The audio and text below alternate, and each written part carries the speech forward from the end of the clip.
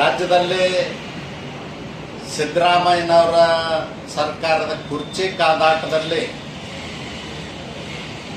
ವಿಧಾನಸೌಧದಲ್ಲಿ ಆಡಳಿತನೇ ಇಲ್ಲದಂತಾಗಿದೆ.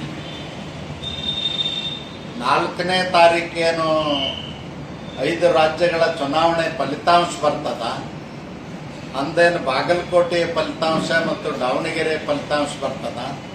ಅದರ ಜೊತೆಯಲ್ಲಿ ಸಿದ್ದರಾಮಯ್ಯನವರ ಕುರ್ಚಿಯ ಫಲಿತಾಂಶ ಕೂಡ ಪ್ರಕಟವಾಗಲಿದೆ. ಇಂದಿನ ಮಾಹಿತಿಯ ಪ್ರಕಾರ ಸಿದ್ದರಾಮಯ್ಯನವರು 15 ದಿವಸದ ಸರ್ದಾರ್, 15 ದಿನಕ ಸುಲ್ತಾನ್.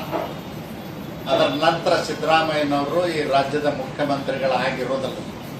DK ಶಿವಕುಮಾರ್ ಅವರು ಈಗಾಗಲೇ ಶಾಲ್ ಹೊತ್ತುಕೊಂಡು ತಯಾರಾಗಿ ಕೂತಾರೆ.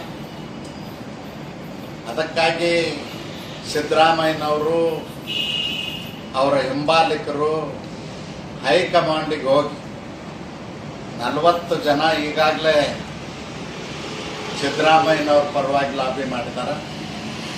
ಉಳಿದಂತೆ ಎಲ್ಲರೂ ಕೂಡ